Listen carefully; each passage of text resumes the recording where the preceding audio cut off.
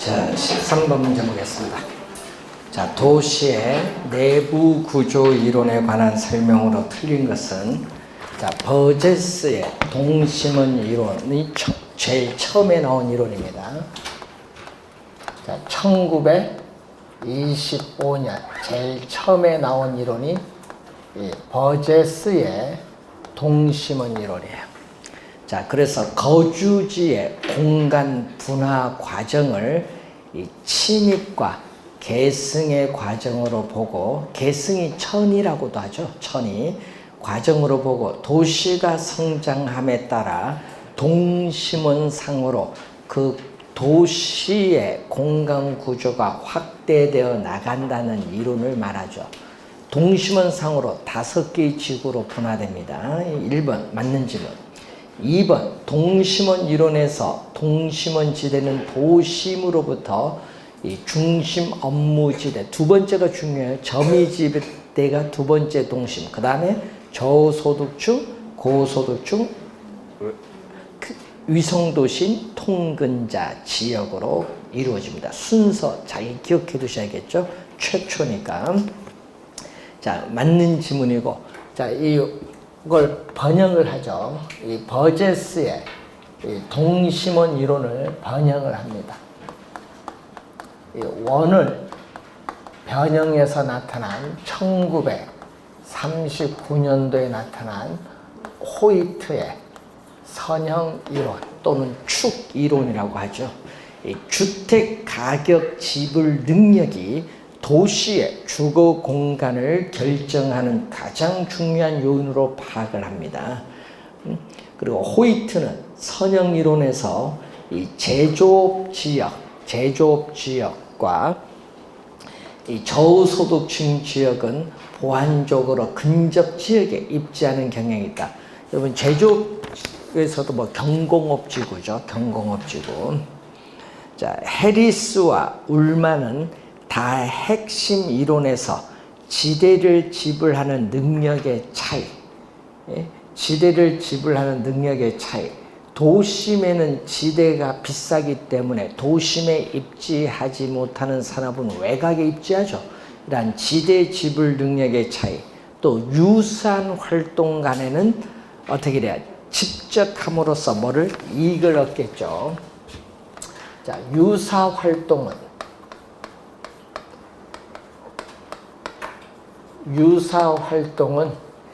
직접함으로써 한 장소에 모이는 거죠. 직접함으로써 이익을 우리가 추구를 해요. 그렇기 때문에 직접 지향성이 나타나죠.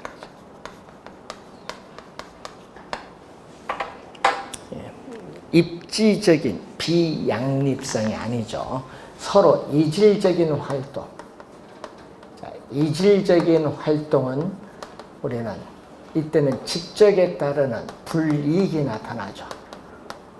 직적에 따른 불이익이 나타나기 때문에 이때는 같은 도심에 입지하기가 어렵다. 입지적인 비양립성, 상호 집중하는 것이 아니라 분리되는 경향이 있어요. 그래서 5번 정답.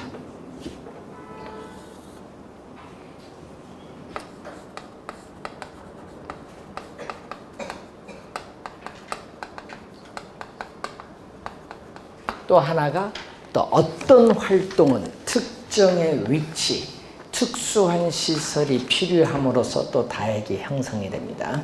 5번 정답이고요. 14번 문제로 갑니다.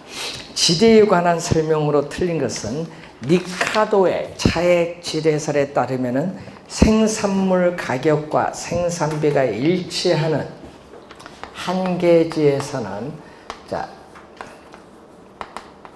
이 니카도의 차액 지대설에서 니카도는 지대를 뭘로 보죠?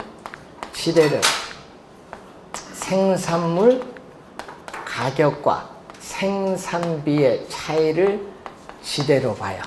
니카도는. 근데 니카도는 한계지에서는 토지의 생산성이 가장 낮은 토지인 한계지에서는 생산물 가격과 뭐가 일치하죠? 생산비가 일치를 해요. 그렇기 때문에 한 계지에서 생산물 가격과 생산비가 서로 같기 때문에 한 계지에서는 서로 같으니까 지대는 뭐가 돼요? 제로. 지대가 제로가 된다는 것은 지대가 한 계지에서 발생하지 않는다. 2번 위치 지대설에서 지대 함수는 중심지에서 거리가 멀을수록 점점 감소가 포인트죠. 그래서 튀넨의 이론이죠. 자, 튀넨의 위치 지대설에서 이 중심지 시장에서 거리가 멀어질수록 이렇게 지대는 점점 우리가 감소하는 우하향하는 직선의 형태로 나타나요. 지대를 지불할 용의가 있는 곡선은 우하향한데 이렇게 거리가 멀어질수록 지대는 점점 우리가 감소하는 역선형 함수가 됩니다. 3번 우리가 절대지대설은 토지 소유 자체 마르크스죠.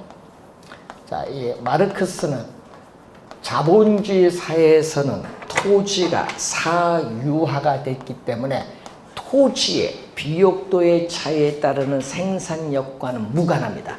무관하게 뭐에 따라서 토지 소유 자체가 지대를 발생시키는 원이라고 합니다. 소유 자체가 이 지대를 발생시키는 원인이다. 자, 네 번째 입찰지대의 개념이죠. 자, 올리엄 알론소에 있어서의 입찰 지대설이죠. 자, 입찰 지대는 단위 면적 토지에 대해서 토지 이용자가 기꺼이 지불할 용의가 있는 가장 높은 최대의 금액, 최대입니다. 시험에는 최소로 많이 내요. 최대의 금액을 말하고 또 최대의 금액을 지불하기 때문에 초과 이유는 제로가 돼. 그래서 4번 정답. 가장 높은 최대의 금액을 지불하기 때문에 초과 이유는 뭐가 된다? 0. 초과 이윤이 0이 되는 수준의 지대를 말합니다. 4번 정답. 5번 차액 지대설에 따르면 지대는 농산물 가격을 결정하는 원인이 될 수도 없고 결코 되어서도 안 된다. 지대는 어떻게 돼요? 리카도는 지대는 뭐에서? 생산물 가격. 예? 지대는 생산물 가격에 의해서 결정되어지는 결과다.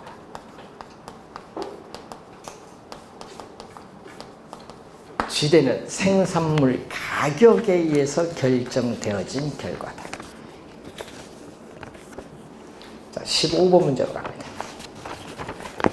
자, 부동산 정책에 관한 설명으로 옳은 것을 모두 고른 것은, 자, 기억을 보면은 공공재 또는 외부 효과의 존재는 시장의 실패의 원인이죠. 시장 실패의 원인이기 때문에 시장 실패를 보완하기 위해서 정부는 시장에 개입을 할 수 있습니다. 맞는지 뭐. 니은 부의 외부 효과. 예를 들면은요, 부의 외부 효과 하면은 뭐 화학 공장, 뭐 석탄 공장 이런 걸 예를 들어 보면 돼요. 사회에서 부담하는 비용, 이걸 뭐죠? 사회가 부담하는 비용을 사회적 비용이에요. 사회적 비용이 증가합니다. 뭘로 인해서? 외부 비용으로 인해서.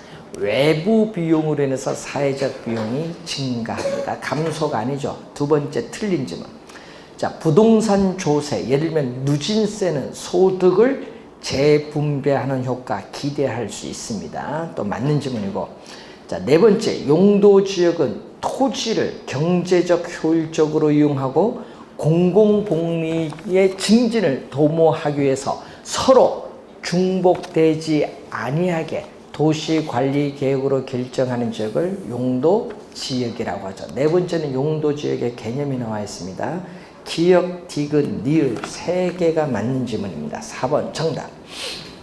16번 지역지구제에 관한 설명으로 틀린 것은 토지 이용에 수반되는 부의 외부 효과를 제거하거나 감소시킬 수 있다. 요게 포인트죠. 플러스 정이 아니라는 거. 1번은 지역지구제를 실시하는 목적입니다. 2번 국토의 계획 및 이용에 관한 법령상 공동주택 중심의 양호한 주거 환경을 보호하기 위해서 필요한 적은 제2종 전용주거적이에요. 일반 주거적이 아니라 전용주거적. 2번 정답이고, 제2종 일반 주거적은 중층주택을 중심으로 편리한 주거 환경을 우리가 조성하기 위해서 지정하는 지역입니다. 그래서 2번 틀림지만 3번 사적인 시장이 외부 효과에 대한 효율적인 해결책을 제시하지 못할 때 정부에서 채택되는 부동산 정책, 이 규제의 한 방법 수단이죠. 국토의 계획 및 이용에 관한 법령상 용도지구는 하나의 대지에 중복 지정될 수 있다. 자, 이러면 용도지역은 중복 지정이 안 되는데 용도지구는 중복 지정이 가능하다. 고도지구, 보호지구, 중복 지정 가능합니다. 국토의 계획 및 이용에 관한 법령상 국토는 토지의 이용 실태 및 특성 등을 고려하여 도시지역, 관리지역, 농림지역, 자연환경 보전지역과 같은 용도지역 4가지로 구분하죠. 2번 정답입니다. 여러분, 우리 지역지구제가 본 시험에 나오면요, 우리 공법상의 지문들을 출제를 많이 합니다. 자, 17번. 부동산 정책에 관한 설명 중 틀린 것은 토지 거래 계약에 관한 허가 구역은 토지의 투기적 거래가 성행하거나 지가가 급격히 상승하는 지역을 대상으로 지정할 수 있다. 맞는 지문이죠. 투기를 방지하기 위해서 그렇죠. 주택법에 의해서 투기 과열지구로 지정될 경우에 투기 과열지구 안에서 사업 주체가 건설, 공급하는 주택이 입주자로 선정된 주에 대하여는 전매 제한 조치를 취할 수 있다. 분양권 전매 제한을 하죠. 투기 과열지구에서는. 자, 개발권 양도 제도란 이 개발 제한으로 인해 규제되는 보전 지역에서 발생하는 토지 소유자의 손실을 보전하기 위한 제도, 개념이죠. 작년, 재작년 2년 연속 출제가 되고 있는 개념입니다. 토지은행 제도를 다른 말로 토지 비축 제도라고 하죠. 자, 미래, 현재 용도가 아닙니다. 미래의 용도를 위해서 정부가 미리 저렴한 가격으로 미개발된 토지를 대량으로 구입을 해요. 그래서 비축하는 직접적인 정부의 개입수단, 직접이죠. 간접이 아닙니다. 직접 개입수단입니다. 자, 우리 토지 비축 제도도 개념을 많이 출제를 하죠. 개념. 자, 4번째, 행복주택은 공공주택입니다. 이러면 젊은 층을 대상으로 우리가 공급을 하는 공공주택인데, 이 행복주택 건설 공급은 정부가 부동산 시장에 간접이 아니라 직접, 공공주택 공급은 직접 개입을 하는 수단이 되죠. 5번 정답.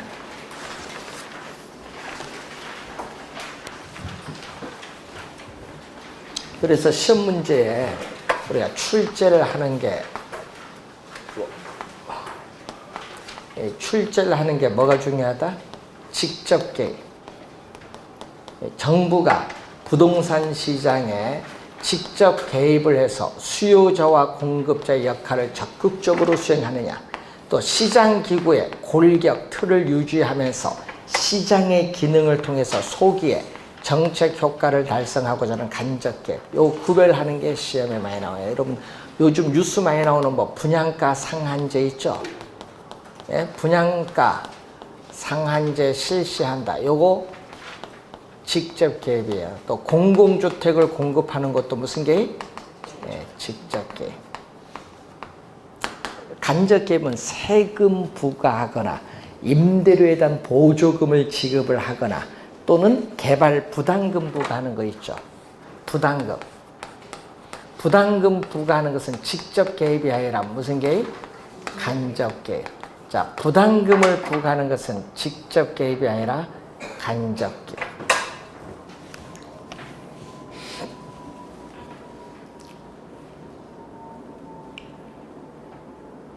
자, 18번. 임대주택 정책 및 제도에 관한 설명으로 틀린 것은 단기 민간 임대주택이란 임대사업자가 1년이 아니다 4년 4년 이상 임대할 목적으로 취득을 하여 임대하는 민간 임대주택을 말합니다. 자, 4년입니다. 장기 일반 민간 임대주택이란 임대사업자가 공공 지원 민간 임대주택이 아닌 주택, 아닌에 미추, 아닌 주택을 8년에 동그라미 10년이 아니에요. 8년 이상 임대할 목적으로 취득을 하여 임대하는 민간 임대주택인데 이거 과거에 10년 했다고 바뀐 거예요. 8년으로. 자, 3번. 균형 임대료보다 임대료 상한이 낮을 경우에는 단기적으로 임대주택 공급이 어떻게 돼요? 줄어들지 않죠? 단기에는 뭐가 돼? 임대주택 공급은 뭐가 돼요? 고정이 됐어요. 단기에는 임대주택 공급이 이렇게 고정이 됐습니다. 고정. 자, 수요는 이동이 어려워서 비탄력적인데 수요와 공급이 만나는 점에서 뭐가 형성되죠? 균형 임대료. 시장의 균형 임대료가 너무 비싸요. 저소득 임차인의 임대료 부담을 낮춰주기 위해서 지금 규제를 할 때는 시장에 균형 임대료보다 낮은 수준에서 규제를 해요. 그럼 규제를 하기 전에는요, 요 면적이 뭐가 돼? 총수입인데 규제를 하면 규제 임대료를 받으니까 요 면적이 총수입이에요. 예? 이건 규제를 하더라도 단기는 공급 자체가 변화가 없어요. 그렇기 때문에 어느 부분? 이 노란 부분이죠.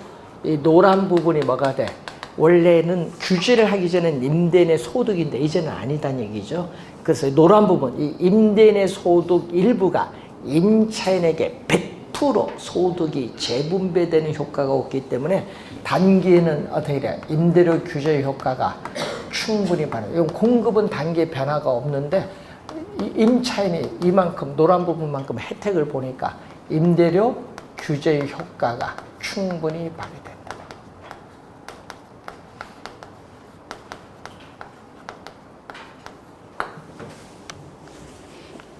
네, 3번 설명이죠. 4번. 주택 임대료 보조 정책을 시행할 경우에는 장기적으로 임대주택 공급은 증가의 동그라미. 또 증가할 수 있죠. 자, 여러분 수요와 공급이 주어졌는데 보조금을 지급을 하면 어떻게 되냐? 자, 보조금을 지급을 하면은 임대주택에 대한 수요가 보조금을 지급받기 전보다 증가해. 수요가 증가를 하면은 현재 임대료 수에서 단기는 공급의 변화가 없어요. 단기는 공급의 변화가 없기 때문에 이만큼의 뭐가 발생하죠? 초과 수요가 발생해서 수요자들의 경쟁에서 임대료는 오르죠. 임대료는 오르면요, 초과이윤이 발생하니까 공급이 늘어요. 그래서 임대주택 공급이 증가하는데 언제까지? 임대료가 원래의 수준으로 하락을 할 때까지 공급은 이렇게 뭐 한다? 증가해서 공급량이 여기서 이만큼 증가해. 그래서 장기에는 어떻게 돼? 그래서 장기에는 임대주택 공급은 뭐 한다? 증가한데 원래의 임대료 수준으로 하락을 할 때까지 임대주택 공급량은 뭐 한다? 증가. 다섯 번째. 공공주택 정책은 정부 등이 시장 임대료보다 낮은 임대료 수준을 갖춘 공공주택을 직접 공급. 이런 공공주택은 늘 얘기하지만은 뭐다? 직접 공급하는 거. 공공주택 공급은 직접 개입의 수다. 그래서 정부가 공공주택을 공급할 때는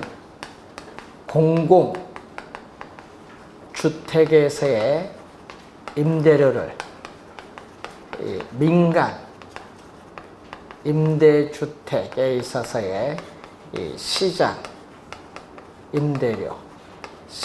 임대료보다 훨씬 뭐하게 싸게 해서 공급을 해야 돼. 즉 임대료에 대한 뭐를 형성하죠? 공공주택 임대료, 사적 시장의 민간 임대주택 임대료를 서로 달리 매기거든요. 임대료에 대한 이중 가격을 형성하면서 공공주택을 공급합니다. 자, 19번 문제로 갑니다.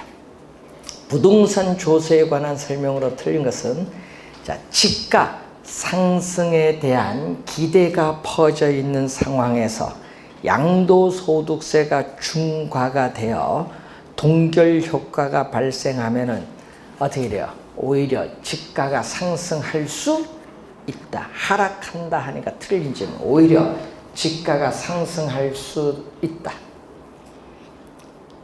2번 공공임대주택 공급 확대 정책을 하면은,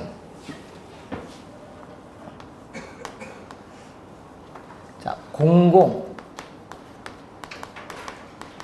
공공주택 공급을 확대하면, 이건 공공주택 임대료가 뭐다? 싸잖아요. 싸니까 어디서? 민간 임대주택 사적 시장에서 옮겨가겠죠.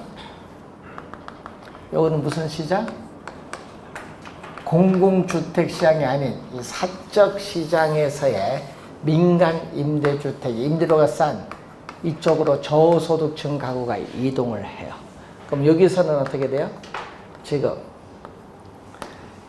재산세를 부과하면은, 자, 임대인에게 재산세를 부과하면 세금액만큼 공급 곡선이 수직으로 상향 이동해서 임대료는 뭐다? 상승하고 거래량은 지금 감소한대. 그럼 공공주택이 공급되면요, 수요가 어떻게 돼? 수요가 이동하죠. 싸니까 이동하잖아요. 이동하면 이게 뭐가 돼? 이동이 쉬면 탄력적이 돼. 수요가 뭐다? 탄력적은 완만하게 바뀌거든요. 완만한 형태가 되면은 임대료 상승폭이 이렇게 작아요. 공공주택이 공급하기 전에 임대료가 이만큼 오르는데 공공주택이 공급하면 탄력적으로 바뀌기 때문에 상승폭이 작아요. 상승폭이 작기 때문에 임차인에게 전가되는 부분을 완화시켜주는 거예요. 완화가 포인트. 3번 부동산 세금은 정부나 지방자치단체가 필요한 재원을 조달하거나 또 분배의 불공평성을 개선하기 위해서 부과하기도 하죠. 자, 네 번째, 토지의 공급 곡선이 완전 비탄력적이다. 자, 토지 공급 곡선이 완전 비탄력적일 때 공급이 고정되어 있죠. 이때 토지 보유세를 부과를 하더라도 공급이 고정되어 있기 때문에 토지 공급량 자체는 변하지 않는다. 이 토지 공급량 자체는 불변이기 때문에 자원 배분의 왜곡을 초래하지 않는다. 그래서 자원 배분에 있어서의 공급을 변화가 없기 때문에 초래하지 않는다. 자, 이런 세금을 우리는 무슨 세금? 효율적인 세금이라고 하죠. 자원 배분의 왜곡을 초래하지 않는 세금은 효율적 세금. 자, 5번 가격에 대해서 주택 수요는 탄력적이고 주택 수요는 비탄력적. 자, 주택 수요는 비탄력적. 공급은 뭐다? 탄력적. 여러분 암기한 게 있죠. 뭐 탄력적일수록 세금 부담을 적게 하기 때문에 유리하다는 얘기죠. 이때 양도소득세에 대해서 뭐 한다? 중과세를 했더니 누가 가격 인상을 통해서 누구에게? 누가? 수요자인 매수인이 이렇게 세금을 많이 부담하고 누구? 매도자인 공급자는 세금을 적게 부담해. 매수자가 많이 부담합니다. 이때 매수인이 지불하는 가격은 양도소득세가 중과되기 전보다 뭐 한다? 상승한다. 높아진다. 맞는 질문. 누가 많이 부담을 해요? 수요자의 누가? 매수인이 부담이 많고 매도인 부담은 적다는 거. 자, 20번. 부동산 투자의 위험과 수익에 관한 설명으로 틀린 것은 부동산은 인플레이션 상황에서 화폐 가치 하락에 대한 방어 수단으로 이용될 수 있죠. 왜냐? 부동산 가격은 오르기 때문에 1번을 우리는 인플레이션 뭐라고 한다? 헤지. 투자의 장점이죠. 인플레이션 헤지. 2번. 비체계적 위험은 지역별 용도별로 다양하게 포트폴리오를 구성하면 피할 수 있다. 비체계적 위험은 피할 수 있는 위험.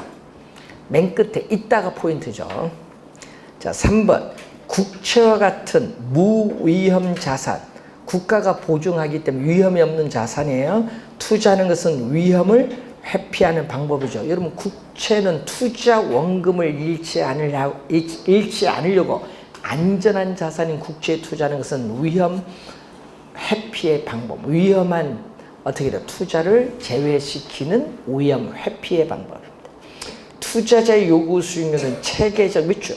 위험이 증대됨에 따라 뭐한다? 상승한다. 여러분, 요것도 시험에 많이 나오는데 4번 지문은 요구 수익률은 작년에도 출제했었죠. 무위험률이 작년에 출제했어요. 작년 시험에는요, 무위험률 냈거든요. 정답이 물었어야지. 무위험률 오면 요구 수익률 상승하죠.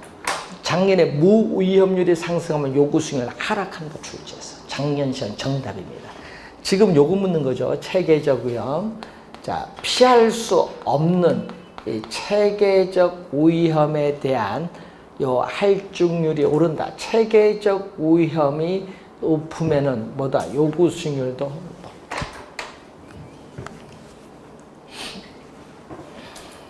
그래서 4번 맞고 5번. 동일한 위험에서 최고의 기대 수익률을 나타내는 포트폴리오를 연결한 곡선을 우리 뭐라고 하죠? 우리는 바로 효율적 프론티어, 효율적 전선이죠.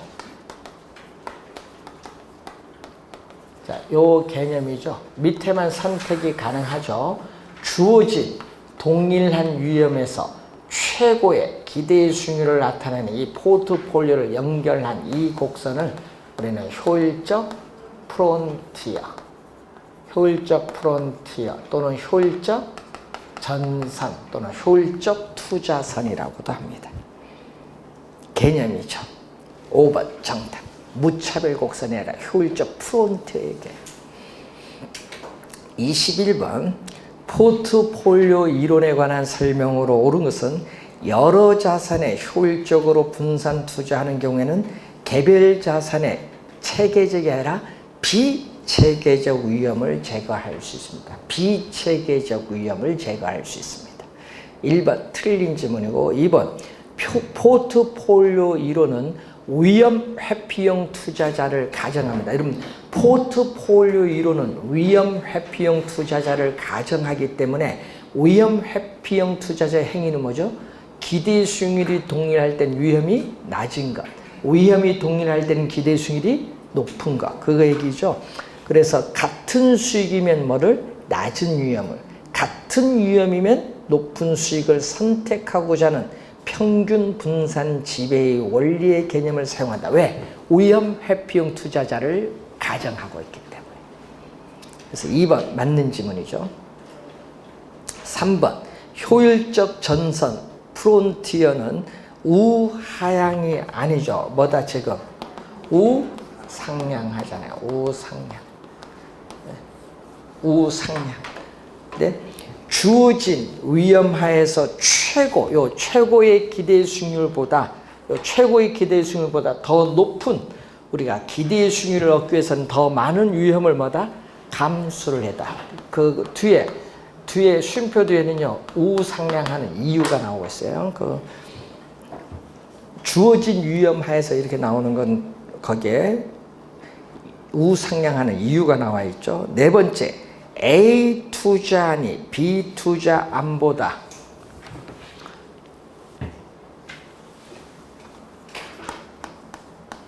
기대 수익률 A 투자니 B 투자보다 표준 편차도 크고 뭐도 크다. 예? 기대 수익률도 크다. 표준 편차는 위험을 측정하는 지표인데 표준 편차가 클수록 위험도 뭐다? 높다. 자, 이런 경우에는 지배의 원리가 적용되지 않는다. 이런 경우에는 평균 분산의 지배의 원리가 적용되지 않는다. 이때는 투자자의 위험에 대한 태도에 따라 A를 선택할 수도 있고 B를 선택할 수도 있어요. 자, 다섯 번째, 무차별 곡선이 상대적으로 보다 가파르다면 덜 아니라 뭐가 돼? 더 회피적이죠. 자, 여러분 이렇게 무차별 곡선이 투자자의 위험에 대한 태도를 나타내는 무차별 곡선이 이렇게 두 개가 있거든요. 이렇게 가파른 건 뭐다? 보수적인 위험 회피형 투자자. 이렇게 완만하면 뭐다? 공격적인 위험 회피형 투자자. 그러니까 보수적인 위험 회피도가 이렇게 커요.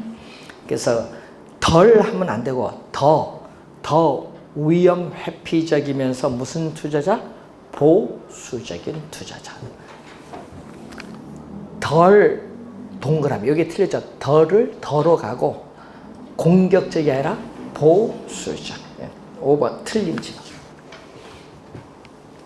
자, 22번 화폐 시간 가치에 관한 설명으로 옳은 것은 자, 연금의 내과 계수는 매년 말 이론씩 받게 되는 연금을 이자율 R로 계속해서 적립의 동그라미 하여튼 적립이 나오면은 연금이야.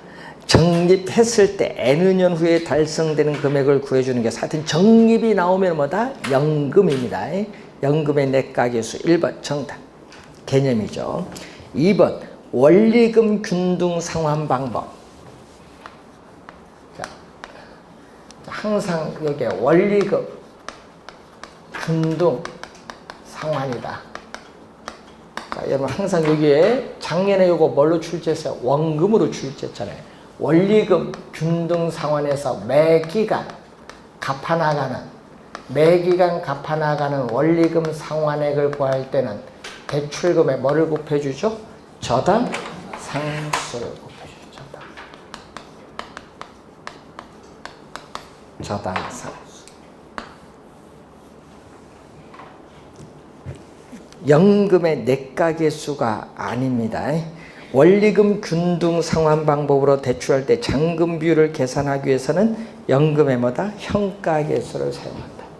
자, 원리금 균등 분할 상환에서 잔금 비율을 구할 때는 연금의 현가계수.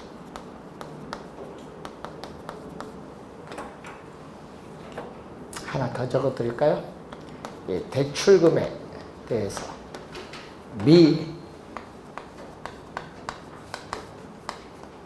상환대 원금이 차지하는 비율인데 대출금은 자, 요 수식에서 대출금은 양변을 뭘로 나눠주면 돼? 저당 상수로 나눠주면 되겠죠. 그럼 원리금 상환의 양변을 저당 상수로 나눴거든요. 그러면 연금의 저당 상수의 역수는 연금의 현가계수야. R 프로 여기가 뭐냐? 만기 전체 상환기간 만기를 의미해.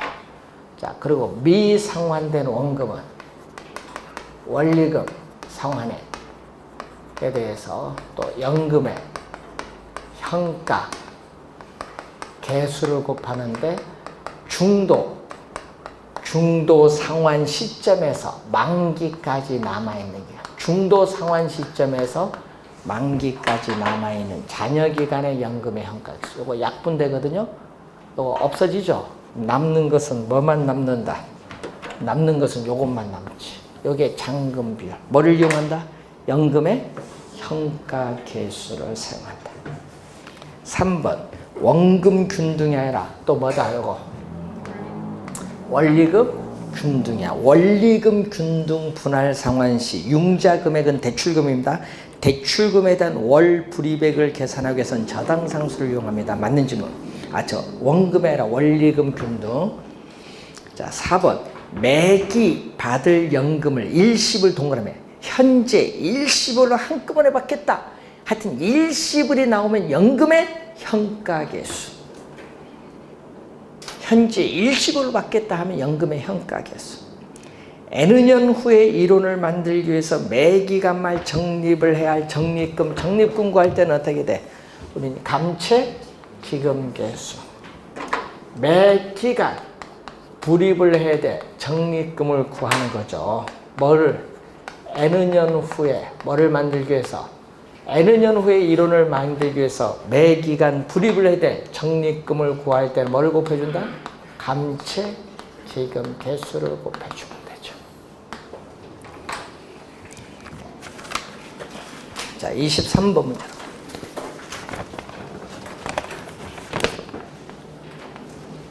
자, 다음 임대주택 사업의 세후 현금 수준 얼마냐? 자, 영업소득이 얼마?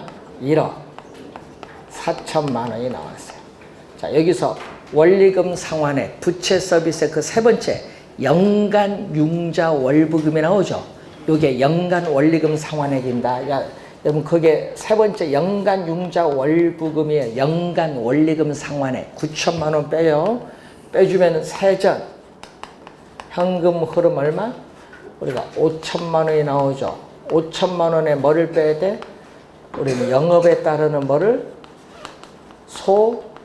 소득세를 빼야 세후 현금 흐름을 구할 수 있는데, 소득세는 뭐에서? 또 영업소득 1억 4천만 원에서 대체 충당금은 세금 공제의 대상이 되지 않는데 여기 없죠? 제로. 근데 뭐는 세금 공제의 대상이 되는 게 두 가지가 나오죠. 뭐가 나오고 있다? 이자, 지급액. 이자가 나와 있어요. 융자 이자 얼마 나왔어요 지금? 그래, 7천만 원. 융자 이자 7천만 원 나오고 또 뭐가 나온다? 감가 상가액 얼마? 1천만 원 나와요. 빼줬더니 6천만 원이 나오죠. 6천만 원 과세 소득이야. 소득의 세율 몇 프로? 30%, 0.3을 곱해줬더니 영업소득세 얼마?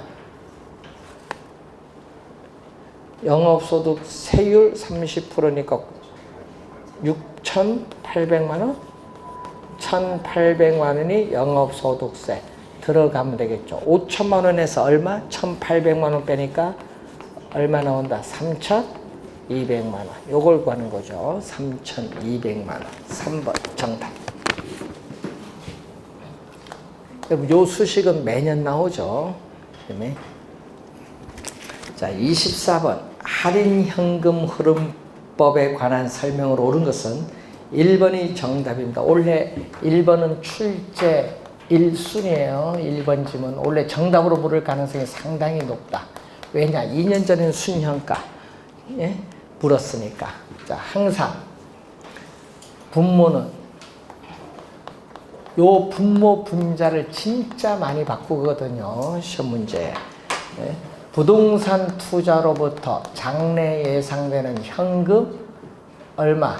유입의 현재 가치를 현금 유출의 현재 가치로 나눈 것을 얘기해요. 요것을 말하는데 수익성 지수가 1보다 크면, 수익성 지수가 1보다 크다는 것은 순현가가 0보다 크다. 투자 뭐한다? 채택한다. 분모 분자로 주어질 때는 뭐다? 1. 순현가는 뭐를 기준? 0을 기준. 1번 정답입니다. 2번 내부 수익률법에서 내부 수익률, 여러분 거기 요구 수익률이 아닙니다. 요구 수익률이 아니라 무슨 수익률? 내부 수익률. 부동산 투자로부터 장래 예상되는 현금 유입에 있어서의 현재 가치와 현금 유출에 있어서의 현재 가치를 서로 같게 만드는 할인율을 내부 수익률. 항상 투자의 판단은 무슨 시점?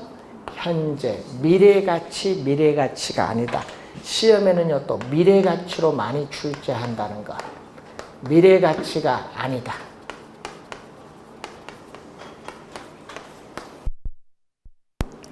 (3번) 순현가법에서는 할인율로서 요구 수익률, 내부 수익률법에서는 내부 수익률을 사용한다. 이론적으로 뭐가 우수하다? 이론적으로는 순현가법이 내부 수익률법보다 투자 우리가 판단 결정에서 우수한 기법이다. 3번 틀렸고 4번 투자에 대한 내부 수익률과 요구 수익률을 서로 비교해서 투자 결정을 하는 방법을 내부 수익률법인데, 자 여러분 작년에는 요구 수익률 대신에 뭘로 출제했어요? 작년에는 실현 수익률로 출제했어요. 작년에는. 5번 장래에 기대되는 세후 동그라미, 세전이 아닙니다. 세후 소득의 현재 가치 합과 처음에 투자 비용으로 지출된 지분 동그라미. 여러분 총 투자 금액이 아니에요. 지분 투자액입니다. 지분의 현재 가치 합을 서로 비교해서 순현가가 0보다 크면 투자 대안으로 선택하는 방법은 순현재 가치법. 내부 수익률법이 아니죠. 그래서 정답은 1번이 정답이 되겠습니다. 자, 25번 문제로 갑니다. 자, 틀린 것을 구하는데 유효 총소득 승수 박스 안에 보세요. 박스 안에 보시면은 유효 총소득 승수가 나오는데, 여러분 하여튼 승수 앞에는 뭐다? 승수 앞에는 수익으로서 분모가 가고요. 우리는 조수는 뭐를 대상? 총투자액을 대상. 그럼 총투자액이 얼마다? 10억 원에 대해서 여기 얼마다? 유효 총소득 승수 5죠. 따라서 1번 유효 총소득은 얼마? 유효 총소득은 5분의 얼마? 10억 원이니까 얼마 나와야 돼? 2억 원이 나오겠지. 네? 그래서 1번 맞고요. 2번 부채 비율을 구하는 거죠. 자, 부채 비율은 지분, 분모, 지분, 자기 자본에 대해서 부채, 타인 자본이 차지하는 비율. 자, 지분 투자액 얼마? 4억. 그러면 총 투자액 10억에서 4억을 뺀 부채는 얼마? 6억 원. 4분의 6이죠. 4분의 6은 2분의 3 곱하기 100 했더니 2분의 3 곱하기 100 했더니 얼마? 150%. 자, 부채 감당률. 요거 시험에 올해 출제 또 1순위 되는 용어. 올해 모르면 큰일 납니다. 부채 감당률은 올해 진짜 중요한 용어. 부채 감당률은 순 영업소득이 부채 서비스의 원리금 상환액의 몇 배가 되느냐. 자, 순 영업소득은 얼마? 세전 8천, 세전 현금 수지 8천만 원에 얼마? 부채 서비스에 2천만 원 더해주면 이게 순 영업소득 얼마? 1억 원. 1억 원을 부채 서비스에 2천만 원 나눠줬더니 얼마 나온다? 5. 1억 원을 2천만 원 나눠주면 5. 3번 정답. 4번 종합환원율은 뭐의 역수? 종합환원율은 순 소득 승수의 역수. 총 투자 금액에 대한 순 영업소득 얼마? 1억 원. 곱하기 100을 해줬더니 몇 프로? 10%. 총 투자 금액에 대한 순 영업소득의 비율. 자, 세전 현금 수지 승수는 얼마? 또 승수 앞에 붙은 거. 세전 현금 수지 승수하면은 승수 앞에 있는 세전 현금 수지는 분모인데 세전 현금 수지 8천만 원은 분모로 오고 분자는 뭐다? 지분 투자액 얼마? 4억. 지분 투자액 4억이죠. 그러면 4억 원을 8천만 원 가지고 회수하는데 몇 년? 5년 소요된다. 3번 정답. 자, 26번 문제로 갑니다. 자, 서울에 거주하는 A가 다음과 같이 시중은행에서 주택담보대출을 받고자 할 때 A가 받을 수 있는 최대 대출 가능 금액인데, 자, 담보 인정 비율, 자, 주택 가격에 대해서 대출금이 차지하는 비율이 몇 프로냐면 70%인데, 자, 담보 요것은 4억이에요. 4억이니까 얼마? 대출금은 4억에 2억 8천만 원. LTV가 나오죠.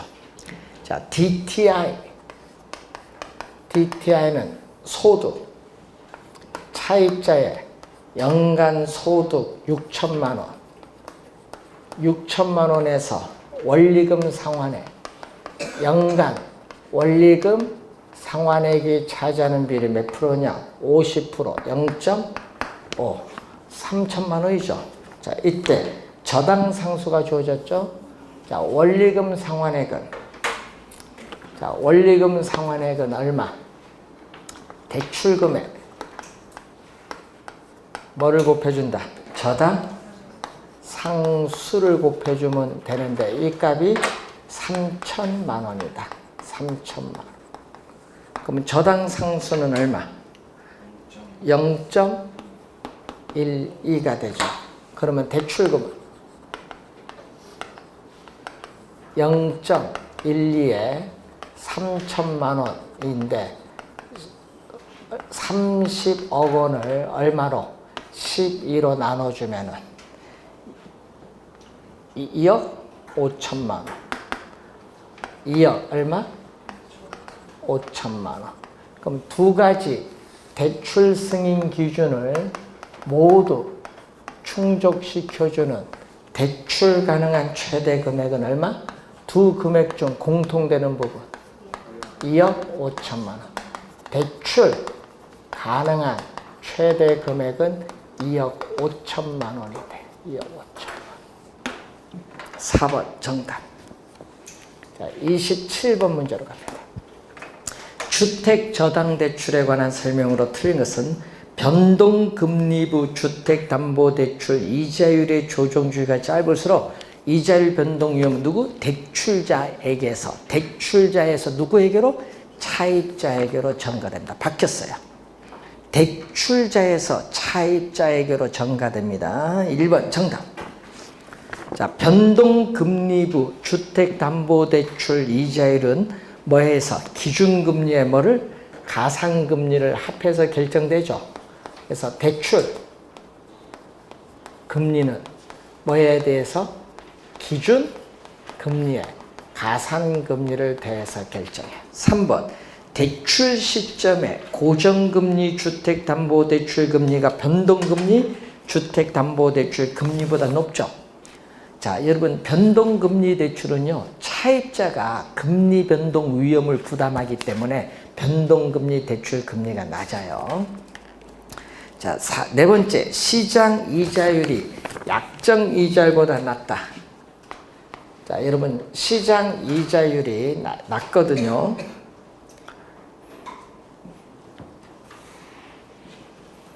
자, 고정 금리 대출에서, 자, 고정금리 대출에서 시장 이자율이 약정 대출, 여러분 약정 우리가 된 대출 이자율보다 높아지면 어떻게 돼? 5번 질문은 요거거든요. 높아지면은 외부로부터 자금 조달하는 비용이 어떻게 돼요? 상승하기 때문에 금융기관은 손해를 보죠. 근데 대출 차입자는 뭐를? 이익을 얻게 돼요. 그런데 반대로 시장 이자율이 지속적으로 하락한다. 4번 지문입니다. 이렇게 되면 높은 대출금리로 갚은 차입자는 손해고, 여기는 이익을 얻으니까 차입자는, 여기서 손해를 보니까 차입자는 만기가 되기 전에 뭐 한다? 조기 상환을 하지. 여러분, 시험에 4번 지문 많이 나옵니다. 벌써 최근에 2번 정답에서 낮아지면 이게 포인트야. 4번은 낮아지면 포인트. 그래서 정답은 1번이 정답.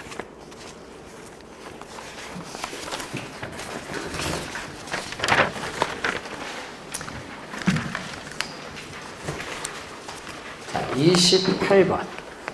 자, 대출 상환 방식에 관한 설명 옳은 건데, 원금 균등 분할 상환 방법에 비해서 원리금 균등 분할 상환 방법은 대출 초기에 원리금 지불액이 적다. 어떻게 돼? 맞는 지문이죠? 1번이 바로 정답이 되겠네요. 자, 이 얘기죠. 원리금. 여러분, 항상 그림을 알면요, 답이 쉽게 찾아요, 항상. 이렇게 원리금이 점차 감소하는 거, 요거 뭐다? CAM, 원금 균등 분할 상환. 만기까지 대출 기간 내내 동일한 금액을 갚는 건 CPM. 그럼 초기에 어디가 많다? 초기에 원금 균등보다 원리금 균등이 작죠? 요게 1번 설명이야. 1번 정답이고, 2번 원리금 균등 분할 상환 방법은 점증 상환 방법에 있어 상대적으로 초기에 자금 회수가 빨라요. 여러분, 2번은 요 설명이야. 대출 잔액은 미상환된 원금이죠. 대출금 만기인데, 여러분, 원금 균등은 원금 상환액이 일정하기 때문에 융자 잔고도 일정하게 와요. 예? 그리고 원리금 균등은 어떻게 온다? 이런 형태로 와. 이런 형태. 이게 CPM이야.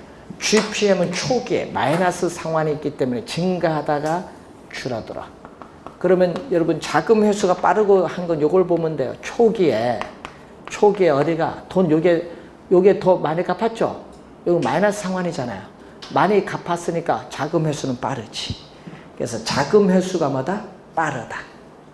2번 틀렸고, 3번 원금 균등 분할 상환 방법에 비해서 원리금 균등 분할 상환 방법은 대출 초기에 원금 상환이 커. 어느 게 커? 자, 여러분, 요거 돈 갚은 거거든요.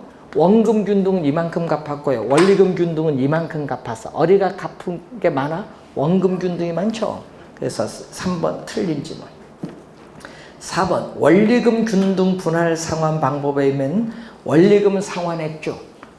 자, 원리금 상환액주, 이자는 이렇게 오는 건데 원금은 점점 이렇게 가죠. 원금 상환액의 규모는 점차 뭐한다? 늘어납니다. 줄어드는 것이 아니라 점점 늘어납니다. 그래서 4번 틀렸고, 5번 원금 균등이 아니에요. 원리금 균등. 원리금 균등 분할 상환 방법에 의한 원리금 상환액은 대출 원금에 뭐를 곱한다? 저당 상수를 곱한다. 원금 균등이 아니라 원리금 균등. 자, 28번까지 풀었네요. 잠시 쉬고 29번 가겠습니다.